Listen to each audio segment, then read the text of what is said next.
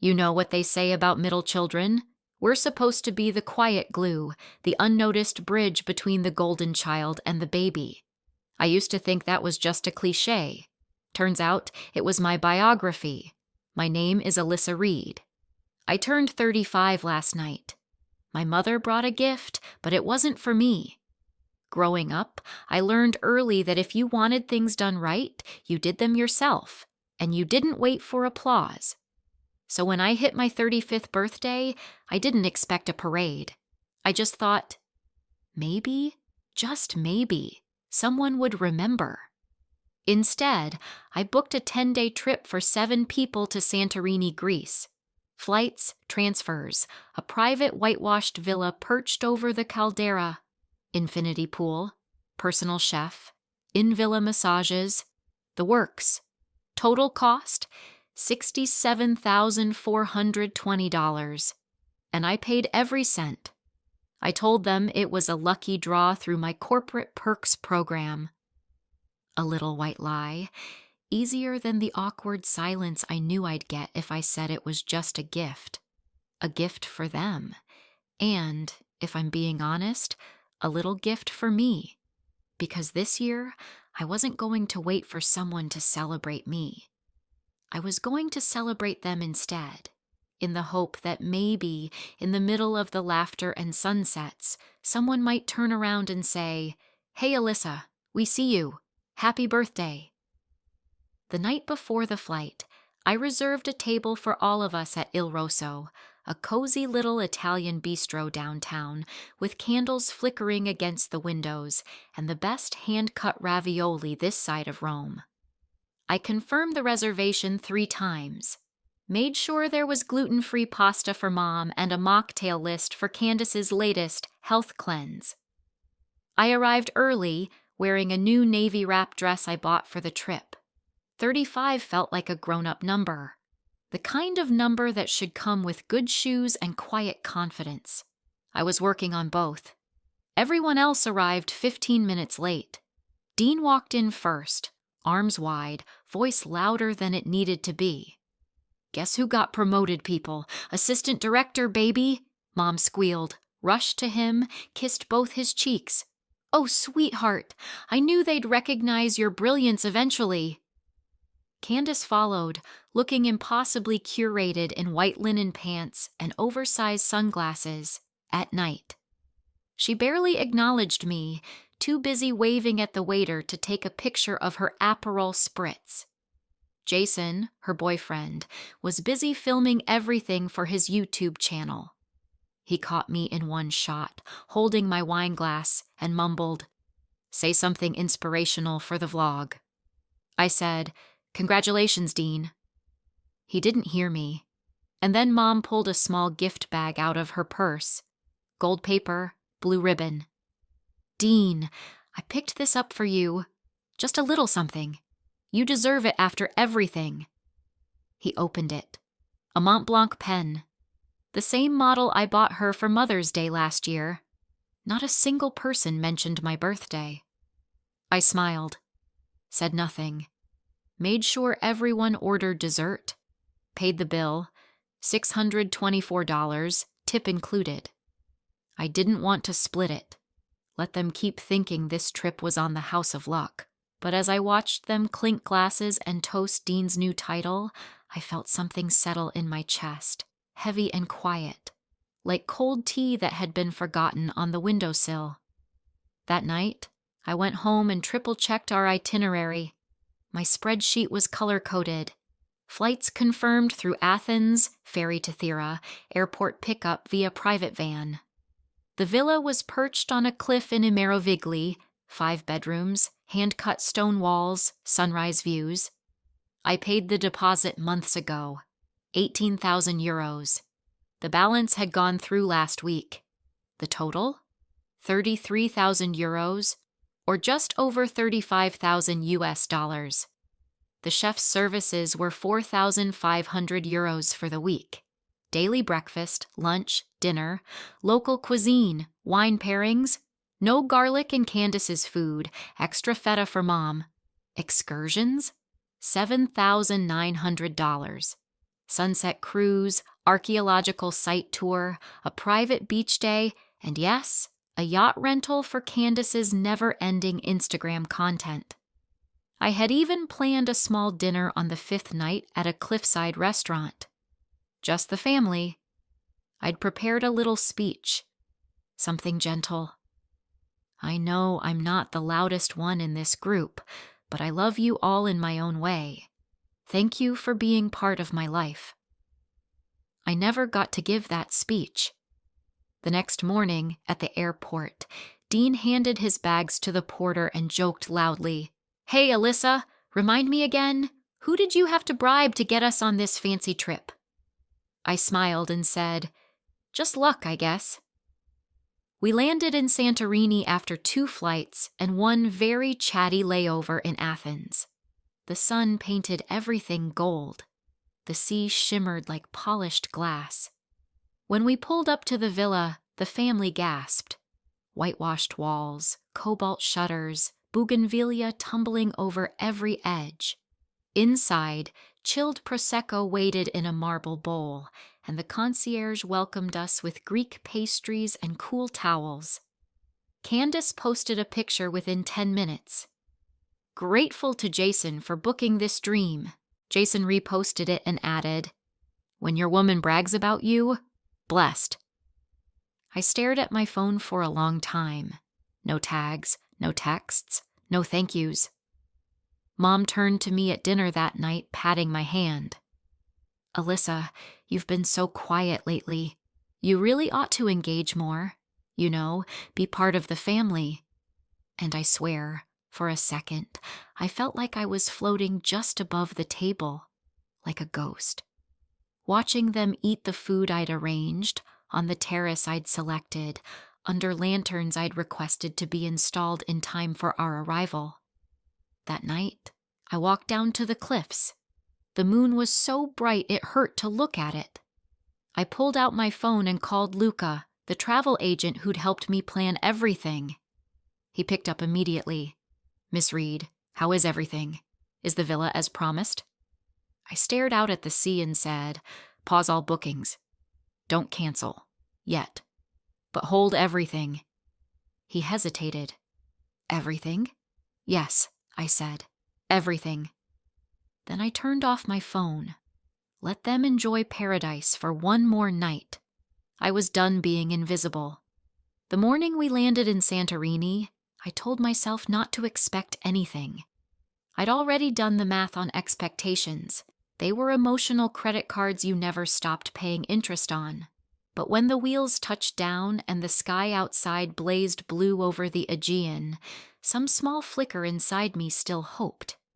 Hoped someone, anyone, might look at me and say, "This is amazing. Thank you. Happy birthday."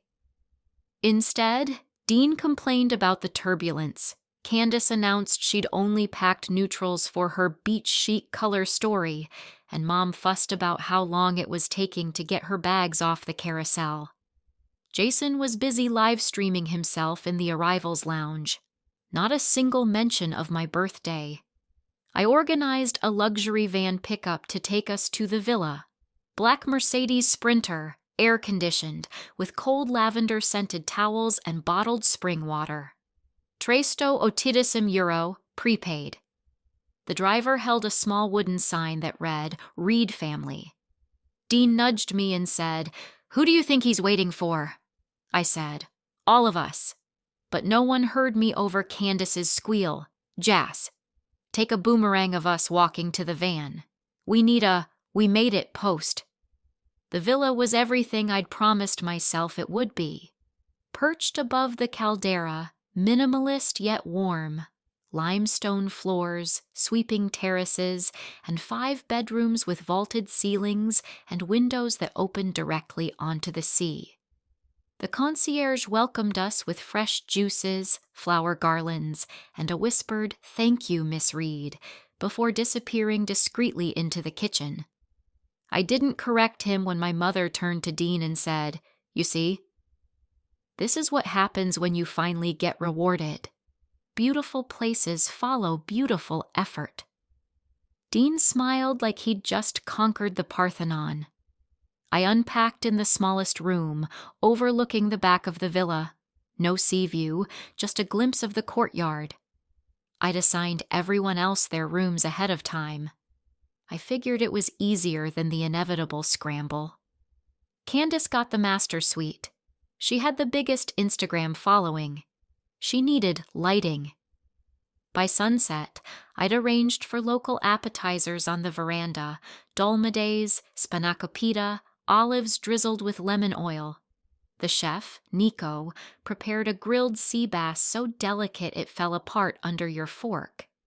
The wine, Assyrtiko, aged in volcanic stone cellars, was €92 a bottle. They devoured everything. Jason made a toast. To Candace and this incredible trip she manifested with her vibes. Everyone laughed. Candace clinked her glass against his and said, "Well, you booked it, babe." I just visualized it. I didn't say a word, just kept slicing my tomatoes while my heart curled tighter in my chest. Later that night, I checked my phone. Candace had posted 8 photos. Her on the cliff, her in a robe, her holding a sprig of rosemary. The caption read, "Grateful to Jason for booking this dream." Jason commented with a flame emoji. My mother commented, "So proud of you two." I wasn't tagged. Instead, they tagged some other Alyssa, a fitness influencer with 300,000 followers. I suppose I should have been flattered in a way. She looked like someone who remembered birthdays. The next morning, over Greek yogurt and fresh fruit that Nico arranged like a still life painting, Mom turned to me and said, "You've been so quiet lately, Alyssa. You should try harder to engage with the group." I blinked. "I'm engaging." She smiled, like a teacher correcting a student. "No, sweetheart, you're just present. That's not the same." Dean snorted. "That's our Lee's. Always just sort of drifting." I looked around the breakfast table, the view, the sun, the golden light, all of it arranged for them. And I realized in that moment, they weren't ungrateful. Number gratitude would require them to register my presence in the first place. To them, this wasn't my gift. It was the backdrop of their own self-mythology. Candace was already planning a photo shoot. "We need something iconic," she said. "Like the Kardashians meet Mamma Mia. I want a yacht." With drone footage, I made a mental note. Yacht was already booked. €2,750, non-refundable. I'd arranged champagne on board and a private violinist for ambiance. She turned to Jason. "Can you text Luca about the yacht?" Jason said, "Who's Luca?" Candace shrugged. "Isn't he your guy?" Jason frowned. "No, I thought he was Dean's contact." Dean was busy making a spreadsheet of his vacation expenses for his office reimbursement. He didn't look up. "Wait, I thought the hotel booked it all." I cleared my throat. "I booked it." 3 pairs of eyes turned to me, confused, then quickly shifted away, as if I'd said something awkward, like admitting to still sleeping with a teddy bear. Candace laughed. "Right. The raffle. Whatever. Babe, can you DM the villa? I want better towels in the bathroom." After breakfast, they all scattered. Candace and Jason went to scout locations for her shoot. Dean borrowed a scooter and nearly drove into a stone wall. Mom laid out under an umbrella and read, "Eat, pray, love," like it was her gospel. I walked down the narrow path behind the villa, just past the fig tree, where the cliffs open up like a theater stage, and the world looks wide and quiet. I pulled out my phone. Luca answered on the first ring. "Miss Reed," he said, warm as ever. "Everything is to your satisfaction?" I swallowed. "Not exactly." A pause. "I understand. What would you like to adjust?" I looked out over the sea. The light shimmered like foil. "Pause all bookings," I said. "The chef, the van, the yacht. Don't cancel. Just Hold everything." He was quiet for a second. "Is something wrong?" I smiled, but it didn't reach my chest. "Nothing's wrong," I said. "They're just confused about who's paying for their paradise. I think it's time they felt a little confusion back." That night I joined them for dinner. I didn't say much. Just watched them laugh and sip wine and debate where to go next. "Maybe the Amalfi Coast next year," Candace mused. "Jason, you could pull some strings, right?" Jason winked. "I'll manifest it, like always." My mother raised her glass. "To family, and to our wonderful vacation, however it came to be." I raised mine too. I'd already scheduled Luca to start reversing charges. Quietly, strategically. The chef would be gone by sunrise. The van would be mysteriously overbooked. The yacht? Well, that one would be a surprise.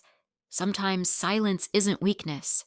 Sometimes silence is just the sound of someone finally reaching their limit. If there's one thing you learn as the middle child, it's how to disappear without anyone noticing.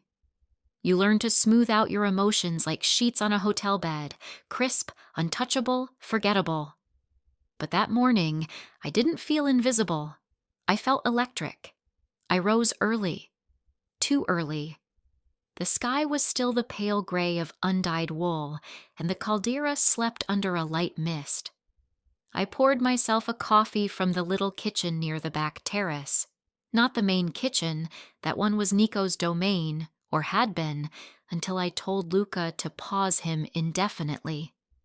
I sat by the infinity pool and waited. 1 hour passed, then another, and finally, the wailing began. Candace was the first to notice. Her scream carried through the villa like a violin string snapping. "Where is breakfast?" I took a slow sip of my coffee. Dean wandered in wearing linen pants and confusion. "Where's the chef?" Jason appeared shirtless, scrolling through his phone. "Why is there no ride scheduled for the beach shoot?"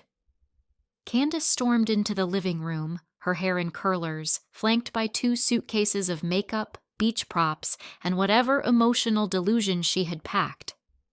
"Jason, the yacht people are saying our reservation was canceled. This is not okay. We paid for that." "No, babe, you paid for your retinol. Alyssa paid for the yacht," Jason said absently, still looking at his phone. A beat of silence. All eyes turned to me. I didn't move from my sun lounger. Candace blinked. "Wait, what?" Dean snorted. "That's impossible. She's been broke since college." I smiled. "Good morning." Mom entered next, holding an empty coffee mug like a prop in a play she didn't understand. "Why isn't anyone making breakfast? We've paid good money for this." "No, I paid," I said calmly, crossing one leg over the other. "Correction, I was paying." Jason raised an eyebrow. "What do you mean was?" I turned to him. "It means there's no more van, no more chef, no yacht, no concierge, no towel upgrades, no local excursions, no press invites for Candace's influencer shoot. The whole trip was mine to give, so I've taken it back." The silence was volcanic, thick, pressurized, dangerous. Dean exploded first. "You can't do that. That's so manipulative." I looked at him. "You think I'm manipulative? You all let Candace publicly take credit for a trip you didn't lift a finger to plan or pay for. No one even said thank you. You didn't even wish me happy birthday.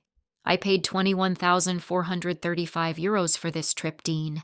That's what it cost me. You couldn't even give me 2 words."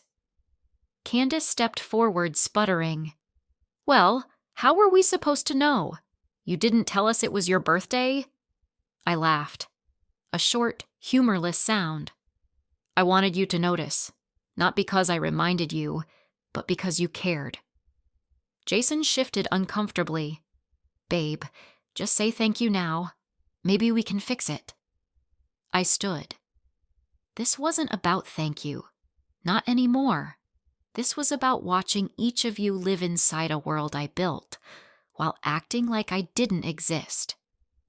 Dean rolled his eyes. This is so dramatic. You're ruining the trip for yourself. You know that, right? I walked past him and into the foyer, picked up my woven handbag and slipped on my sandals. No, I said. I'm setting myself free. Mom followed me outside, voice cracking. Alyssa, wait! We're a family! You don't just punish people like this. I turned to her. Do you know what hurts, Mom? You remembered Dean's promotion dinner. You gave him cufflinks. You reposted Candace's engagement announcement with that long message about how proud you were. You brag about Jason's podcast and his creative journey. But for me, nothing. Not even a text. She looked stunned, and I realized she hadn't forgotten on purpose. She just hadn't remembered. I was never front of mind for her. Not as a daughter. Not as anything. I organized this entire trip, I said. I handpicked the villa. I booked the flights. I paid in full, including yours, because I thought maybe, just maybe, you'd see me. Mom's face softened, just slightly. You should have said something, sweetheart. You don't have to do everything alone. I nodded. I know, I said, which is why I'm not doing this anymore. I walked out the gates with my head high, past the bougainvillea, the gravel drive, the stunned driver who'd returned for the morning run only to be told his services were no longer needed. My phone buzzed. It was Luca. Shall I confirm your boutique suite reservation, Miss Reed? Yes, I said, and please schedule the private sunset cruise, for one. He paused. Actually, I have an idea. You trust me? I smiled. I think I finally do. The boutique hotel was carved into the cliffside, minimalist, warm, tranquil. The kind of place that made you feel like life could begin again from a whisper. They greeted me with champagne and a handwritten birthday card. They remembered. Because Luca had told them. Because someone had been paying attention. I slept in white sheets and woke to real silence, not the kind where people talk over you, but the kind where your soul breathes again. 2 days later, I went to a quiet taverna for lunch. The owner, Giannis, recognized me. You're the girl from the yacht, yes? The family with the photo shoot that got canceled. I raised an eyebrow. I might be. He laughed. A bartender down by the marina posted the story. Said you canceled everything and walked out like a queen. It's going viral. Everyone's saying you're a legend. I nearly choked on my grilled octopus. By the time I got back to my hotel, my inbox was full.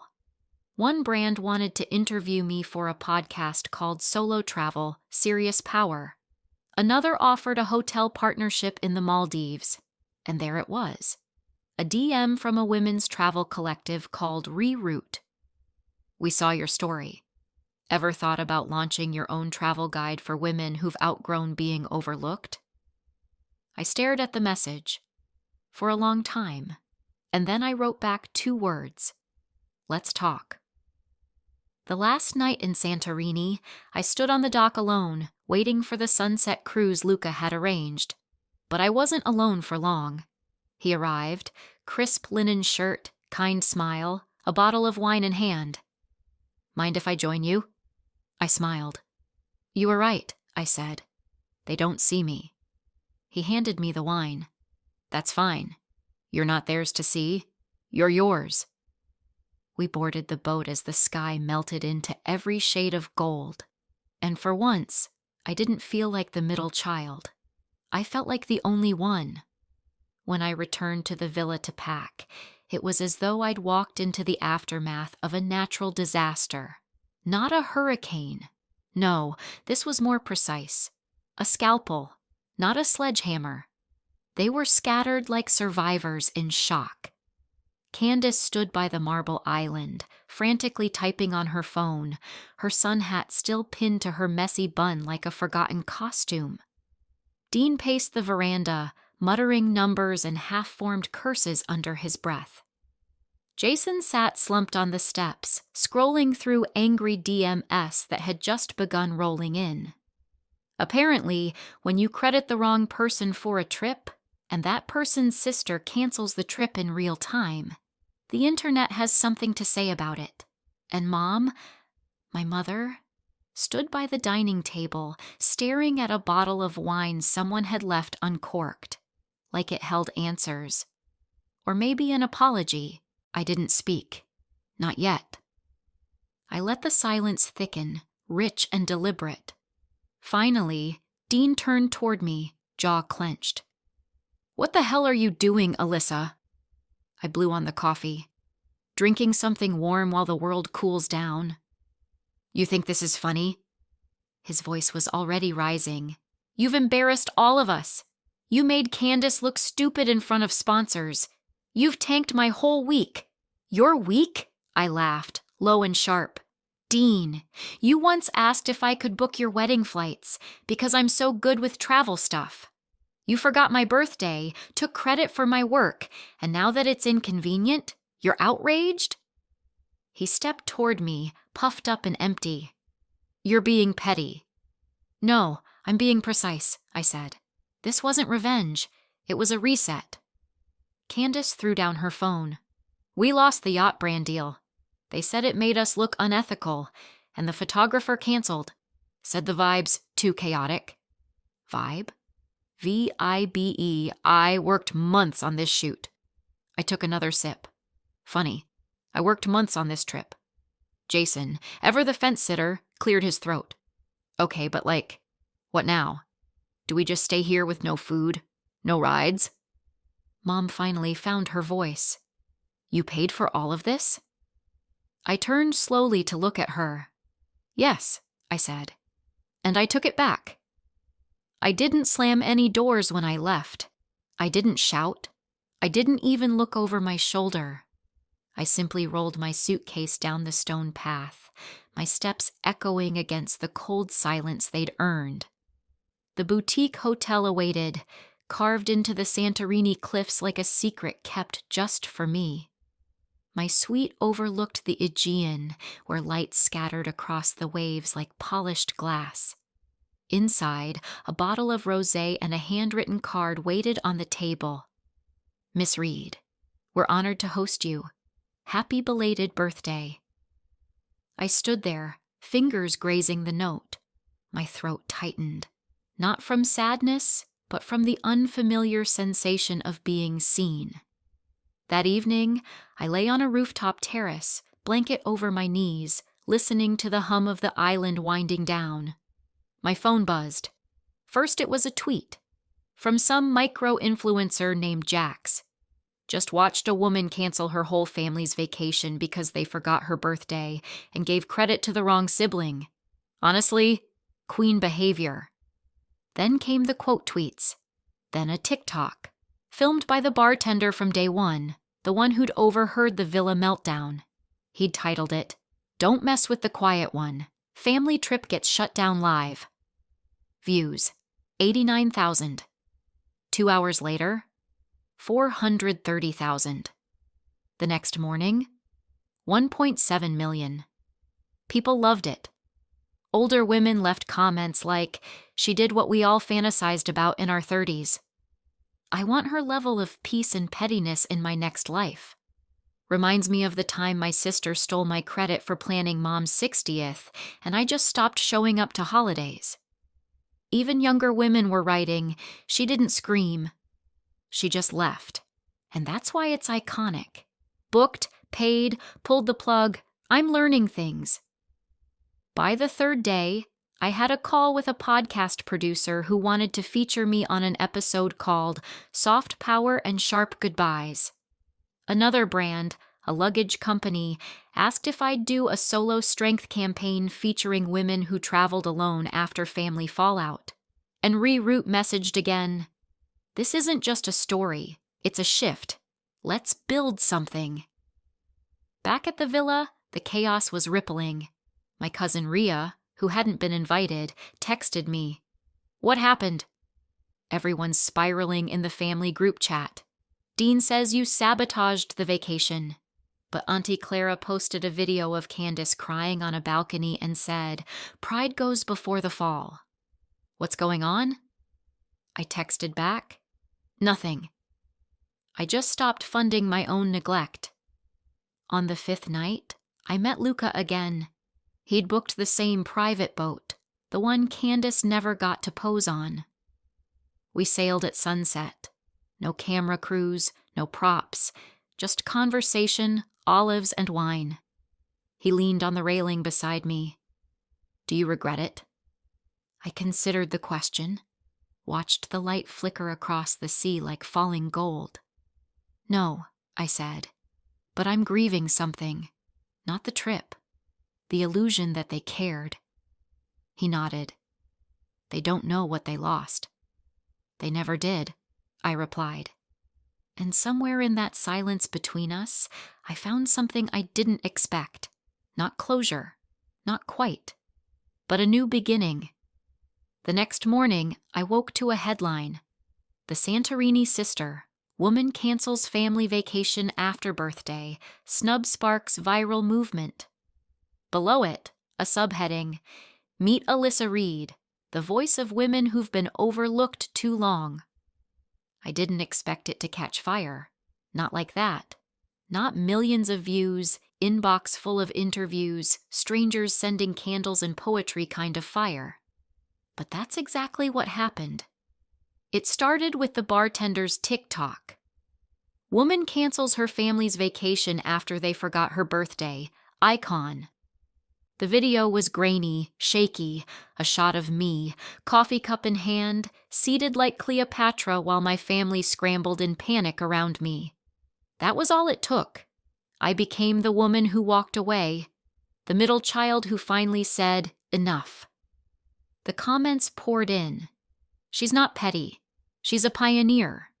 Booked, paid, and emotionally bankrupt. She left the group chat and never looked back. I've been Alyssa at every Christmas, every wedding, every hospital visit. Thank you." And suddenly, the story wasn't mine alone anymore. Brand emails came next. A skincare line for stress-free glows, a digital nomad startup, a publishing house wanting to option my narrative rights. Even a wine company, they offered to sponsor a series called Uncorked Freedom. But the one that mattered most? Reroute Again, the ethical retreat group that had offered me a speaking slot before. This time, they sent something different. "You've become a mirror for so many women. Let's turn that into a movement. Retreats, content, digital spaces. We'll build this with you." And just like that, Booked Not Belonging was born. A travel blog, yes, but also a living archive of journeys taken after silence was broken, of middle daughters and oldest sisters, and quietly compromised wives who finally picked up their passports and their power. But none of that compared to the night I saw Luca again. It was nearly a week after I left the villa. The sun was just beginning to slide into the Aegean, dripping molten orange across the sky. I wore a linen wrap dress I'd bought from a local artisan. No makeup, no phone in my hand, no performance. Just breathe. Just peace. Luca arrived with a smile and 2 small flutes of chilled Prosecco. "No itinerary tonight," he said. "Just the sea, the wind, and a slow boat that doesn't care where it ends up." We sailed out toward the caldera. Quiet at first. Then he asked softly, "What happens next for you?" I didn't answer right away. I watched the sun lower itself with all the drama of a diva taking her final bow. Then I said, "I stop waiting to be chosen. I choose myself. Again, and again, and again." He smiled. One of those quiet, knowing smiles people wear when they've also been left out of family photos and forgotten at group dinners. "You already did," he said. We didn't kiss. We didn't need to. Some connections aren't about romance. They're about recognition. The feeling of being seen, truly seen, without needing to explain yourself. That's what the sunset was. That's what Luca was. And for the first time in years, I didn't feel like I was on the outside of someone else's celebration. I was the celebration. Before I went to sleep that night, I opened my blog for the first time, typed the title of my first post, "How to Leave Without Burning the Bridge. Just remove the wood you supplied." And below it, the opening line, "I gave everything I had to be included." Then I realized, maybe I wasn't born to be included. I was born to create something of my own. So to you, listening to this, maybe you're the quiet one, the overlooked one, the one who organizes the birthday cake but never gets one. Maybe you're the one who always gives grace but never receives it. If that's you, I see you. And I promise you this, there's life after invisibility. And sometimes the most radical thing you can do is walk away without raising your voice. Thank you for listening to Alyssa's story. If it resonated with you, if you felt a little less alone or a little more powerful, please like this video, leave a comment, and subscribe to the channel for more stories made just for you. Because your story matters.